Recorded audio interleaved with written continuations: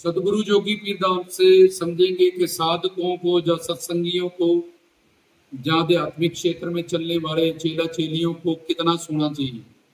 तो वेद शास्त्र ग्रंथ पुराण इसके बारे में क्या कहते हैं, क्योंकि ये मानव चोला बड़ा अनमोल है और तुम्हें प्रारब्ध के हिसाब से 50 साल मिले हैं, 60 मिले हैं कि 100 मिले हैं, ये तुम नहीं जानते, इस चीज से तुम बेखबर हो। लेकिन अनमोल चोला जिसमें ज्ञान शक्ति है और कर्म योनि प्रधान है, तुम किसी भी लोक में जा सकते हो। इस मानव शरीर से साधना करके ज्यादा से ज्यादा, जैसे सेठ 10-10 रुपए जोड़ के, कोई टाटा बिरला, कोई धीरू भाई अंबानी इस तरह से बन गया, ऐसे ही इस बात को समझ के रोज कमाई करके, तो अगर 24 घंटे का वो दिन है और वो साधना की भक्ति की दुनिया में चल रहा है, किसी दरबार पे है, आश्रम में है, सतगुरु के शरणागत है, तो उन चेला चेलियों को या सत्संगियों को, सेवादारों को वेद शास्त्र पुराण ग्रंथ क्या कहते हैं कि उनको कितना सुनना चाहिए। तो अगर वो सेवादार है और आश्रम में है या गुरु के भवन में है या धाम में है और उस आश्रम में उसको बड़े भारी काम वो कर रहा है जिसमें वर्कलोड बहुत, शारीरिक श्रम की सेवा उसको ज्यादा है, जैसे लंगर बनाना है, जब कुछ और करना है, जो कोई भारी सामान उठा के इधर उधर रखना है उस धाम में, जिसमें कि शारीरिक श्रम उसको बहुत ज्यादा पड़ रहा है, तो उसको 5 घंटे या 6 घंटे सोना चाहिए, क्योंकि उसका शारीरिक श्रम बहुत ज्यादा है। चाहे वो दरबार पे है, चाहे वो आश्रम में है, चाहे वो किसी डेरा में है, चाहे किसी भवन में धाम में है। तो जो दूसरे साधक हैं जो सिंपल सेवा करते हैं जिसमें शारीरिक श्रम ज्यादा नहीं पड़ता है, उनके लिए सिर्फ 3 और मैक्सिमम 4 घंटे सोने का ही उनको हुक्म है।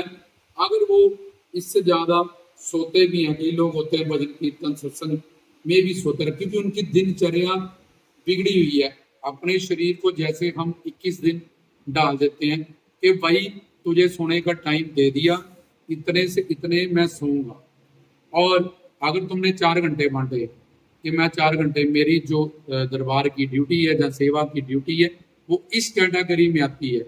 6 घंटे से ज्यादा तो फिर संसारी जो लोग हैं उनको सोना चाहिए। जो कुछ लोग 18 घंटे भी सोते हैं, अपना मानव चोला बर्बाद करते हैं, वो तामसी गुण होते हैं जिसमें आलस्य, निंद्रा, सुस्ती, इससे ज्यादा सोने वाला जो बंदा है वो तामसिक वृत्तियों का होता है, उसको अपना सात्विक गुण बढ़ाना चाहिए। तो अब जो साधक ज्यादा श्रम वाले हैं वो 5 से 6 घंटे, जो बच्चे हैं, नवजात शिशु हैं, वो ज्यादा भी सोते हैं, 10 घंटे या 12 घंटे भी सो सकते हैं और उससे ज्यादा भी सो सकते हैं, क्योंकि उनको अभी वो निष्पाप हैं। लेकिन बात हो रही है सेवादारों की, सेवा सिमरन की दुनिया में, आध्यात्मिक प्राप्ति की दुनिया में चलने वालों की।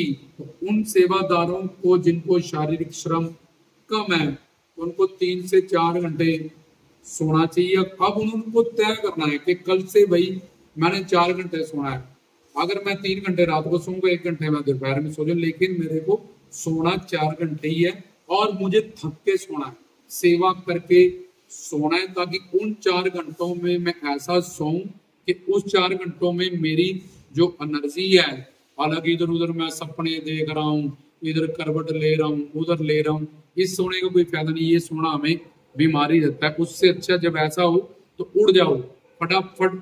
इससे पहले तुम्हारा मन ऐसा करे ना करे, उठे 10 मिनट रह गए हैं, अलार्म क्लॉक लगाओ, क्यों? क्योंकि तुम सेवादार हो, इसलिए तुम्हें, तुम्हारे अंदर सेवा भी रसी नहीं है, तुम्हारे अंदर गुरु का, धाम का, संगत का इश्क रसा नहीं है, लेकिन तुमने शादी नहीं जाना बिना अलार्म के, तुम उड़ जाते हो।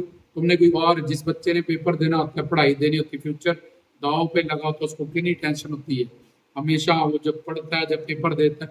खैर, बात सेवादारों की हो रही है। कुछ कीर्तन भजन सत्संग में भी सोए रहते हैं, झटके लेने रहते हैं, क्यों? क्योंकि उन्होंने अपनी नींद को एक टाइम नहीं दे रखा, एक शरीर को कि तुझे इतने से इतना टाइम भाई दे दिया, ये सोने का टाइम है, इसमें तू सोएगा, पर ये सेवा का टाइम है, ये भजन का टाइम है, ये कीर्तन का टाइम है, इसमें सोने का नाम मत ले। और सोने का कोई विचार संकल्प भी अपने पास आना नहीं चाहिए। तो जब सोने का टाइम वो एक निश्चित करें, देख के कि हमारी ड्यूटी क्या है, दरबार के हिसाब से, संगत के हिसाब से, दाम के हिसाब से, तो वो अगर उन्होंने 4 घंटे निकाला, 3 घंटे वो रात को सोए और फिर वो चौथे घंटा दोपहर में सो जाए एक बार।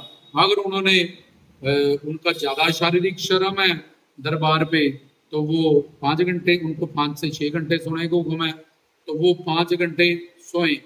अगर उससे ज्यादा सोएंगे वो धर्म के किरदार और बाहर हो रहे हैं, क्योंकि वो सेवादार कहते हैं अपने आप को, जब अपने आप को सत्संगी कहते हैं, जब अपने आप को बड़ी बड़ी जो पदवी है, गुरु संगत, संगत गुरु, इससे लगा के बैठे, उनके एक नियम होता है, एक शिष्टाचार होता है, एक रूल होता है। वो संसारी नहीं है, वो सत्संगी है, शिक्षा दीक्षा लेने वाले नाम लेवा है वो नर नारी। तो उनके लिए बताया गया, इसलिए अपने शरीर का गुलाम मत बनो, अपने मन का गुलाम मत बनो, अपनी इंद्रिय। और 21 दिन जब तुम एक दिनचर्या में, एक डेली रूटीन में शरीर को वैसे चला लोगे, शुरू के थोड़े दिन तुम्हें फर्क, परिश्रम लगेगा, मेहनत, लेकिन तब तुम्हारा शरीर 5-10 दिन में स्टेबल हो जाएगा उसी नींद पे। और तुम्हें कितने घंटे फालतू मिलेंगे सेवा के लिए, भजन के लिए, साधना के लिए, भगवत प्राप्ति के लिए, गुरु प्यारी साध संगत की सेवा के लिए, धाम की सेवा के लिए। अब तुम उठ गए हो, विचार उठे, तो जैसे ही उठो फटाफट कंबल रजाई ओढ़ी उसको पीछे कर दो, और एकदम जाके कि अब नींद इधर उधर पासे मारने की कोई जरूरत नहीं है, ख्वाब देखने की उल्टे सीधे कोई जरूरत नहीं, फटाफट जाए। तो यही वाला अगर मैं 4 घंटे का बनाया था, 3 घंटे बाद में नींद खुल गई है, तो मैं उठूं अपना फटाफट इसको पीछे करूं।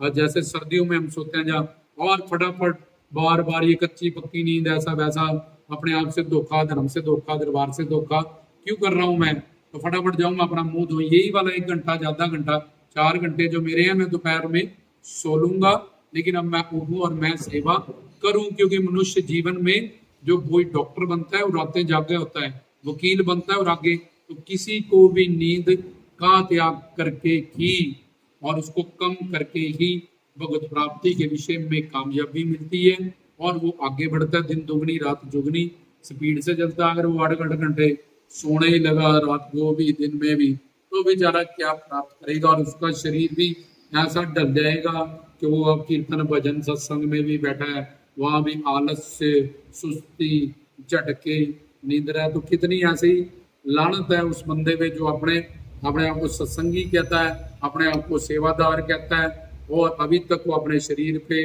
अपनी नींद पे भी काबू नहीं कर सका।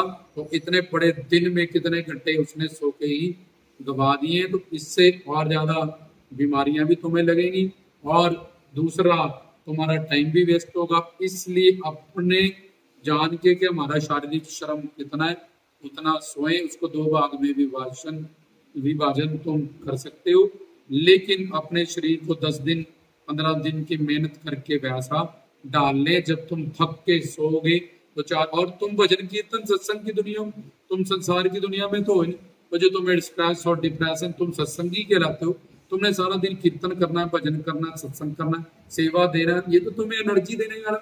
और 4 घंटे की नींद तुम्हारे लिए, क्योंकि तुम सेवादार की मोहर लगा के बैठे हो, इसलिए तुम्हें ये चीजें एनर्जी नहीं देती। ये चीजें ब्रह्म ज्ञानी का भोजन ज्ञान कहते हैं, कि ब्रह्म ज्ञानी ज्ञान बोलता है तो उसका पेट भरता रहता है। लेकिन तुम नाम के सेवादार हो, नाम के सत्संगी हो, इसलिए तुम्हें दरबार की, दाम की, संगत की सेवा में वो एनर्जी, वो ऑरा, वो फीड नहीं मिल पाती, क्योंकि तुमने समझा ही नहीं कभी इन सब बातों को। तो तुम जब ऐसा, कई महापुरुष संत महात्मा लोग तो कई क्यों कि उनको कीर्तन भजन सत्संग, इसी से उनकी एनर्जी पूरी होती रहती है। तो ऐसा जो 10 दिन की मेहनत कर लेता है हमारे शरीर पे, तो वो डलना शुरू। जब बच्चे थे कितना ज्यादा सोते थे, फिर बड़े हुए कम हुई, कम हुई, कम हुई, हुई ना कम, क्यों? क्योंकि रूटीन बनता गया वैसे वैसे। तो ऐसे ही जो सत्संगी है, साधक है, गुरुओं संतों की दुनिया में है, उनको शारीरिक श्रम, अगर हल्के फुल्के काम दरबार पे वो करते हैं, तो उनको मैक्सिमम 4 घंटे ही सोना चाहिए, चाहे 3 रात को सोएं और 1 सुबह सोएं, वो दोपहर में सो जाए, या किसी तरह भी इसको डिवाइड तुम करें। और आलस से, सुस्ती और इधर उधर के ख्वाब देखना, करवट बदलना, अभी 10 मिनट और है घड़ी में, 5 मिनट वो है, ऐसे पाखंड और ऐसी चीजों में फंस के अपने जीवन को बर्बाद नहीं करना चाहिए। और जो ज्यादा जोर वाला काम या शारीरिक श्रम वाले हैं उनको 5-6 घंटे सोना चाहिए, वो भी डिवाइड करके सो सकते हैं। तो अगर कोई वकील है, कोई डॉक्टर है, कोई इंजीनियर है, इस दुनिया में कोई भी कामयाब बंदा है, चाहे सोशल लाइफ में है, चाहे आध्यात्मिक है, उसने अपने रातों की नींद की कुर्बानी और बलिदान दिया होता है। वही टाइम उसने यूटिलाइज किया होता है। फिर उसको वो टाइम जब वो उसने मेहनत की, वो वहां पहुंच गया, एक मोटी सैलरी लेता है और जवानी जवानी में वो इतनी कमाई कर लेता है, बुढ़ापे तक बैठ के वो बड़ी आसानी से खाता है। ऐसे ही तुम्हें शरीर को एक आदत लग जाएगी, फिर ना कोई नींद, ना कोई दलिदरता, ना कोई सुस्ती, ना कोई आलस्य, ये तुम्हारे पास नहीं आ सकता। तुम्हें जो देखेगा तुम्हारे में ऐसी एनर्जी, वो भी तुम्हारी एनर्जी से उसको भी एनर्जी मिलनी शुरू हो जाएगी। तो इन सब बातों का ध्यान रखना चाहिए साधुओं को, सत्संगियों को। इसमें मैंने संसारियों की बात नहीं बताई, जब मेंटल वर्क जो करते हैं कंप्यूटर, ये क्योंकि आध्यात्मिक कीर्तन है, तो मैंने सत्संगियों के लिए जो दरबार पे ज्यादा श्रम करते हैं उनके लिए बताया 5 से 6 घंटे सोएं, और जो नॉर्मल काम करते हैं वो 3 से 4 घंटे सोएं, तभी वो इस मानव चोले में बहुत बड़ी उपलब्धि कर पाएंगे। नहीं तो उनका आलस्य, उनकी सुस्ती, उनकी दलिदरता आधा जीवन उसका खा जाएगी, उसकी नींद। इसलिए इन बातों का ध्यान रखें सत्संगी लोग, जहाँ जो गुरु के शरणागत हैं, जो जहाँ जो दरबार पे डेरा में या आश्रम में रह के सेवा करते हैं, वो देख लेंगे हमारा काम ज्यादा परिश्रम वाला है या कम वाला है, तो हम वेदों शास्त्रों ग्रंथों पंथों की संतों की आज्ञा का उल्लंघन ना करें, और अपने मानव चीलों में एक एक मिनट कीमती है, एक एक पल हर वक्त अपने जीवन को सेवा सिमरन के आनंद में परिपूर्ण रखें। और 4 घंटे की नींद जब तुम उसके हिसाब से सो रहे हो तो भरपूर सो, गूढ़ सो, तो तुम्हें उसमें एनर्जी मिल जाएगी। और बाकी सारा दिन तुम संसारी निंदा, चुगली, फरदोष, ये सब छोड़ के अपने नाम और सेवा इन दोनों में युक्त रहो। तुम्हें यही चीजें इतनी एनर्जी देती रहेगी। धीरे धीरे धीरे धीरे धीरे एक हफ्ता में, 10 दिन में तुम्हारा शरीर ऐसा बन जाएगा कि कोई आलस से, कोई सुस्ती, कोई निद्रा मतलब ही नहीं बनता। जैसे तुम शादी में जाते हो, कहीं और जाते हो, तो तुम्हें वहां नींद नहीं आती, चाहे सारा दिन तुम बैठे हो। तो ऐसे तुम्हारा शरीर, फिर तुम सत्संगी बन जाओगे, गुरुमुख बन जाओगे, सेवादार तब बन जाओगे, तब तुम्हें सेवा का जोश दिखाई देगा, सवा झलकेगी। तुम्हारी एक पर्सनालिटी, तुम्हारी एक बॉडी लैंग्वेज तुम्हारे जीवन में बहुत बड़ा परिवर्तन करेगी। जय बाबा।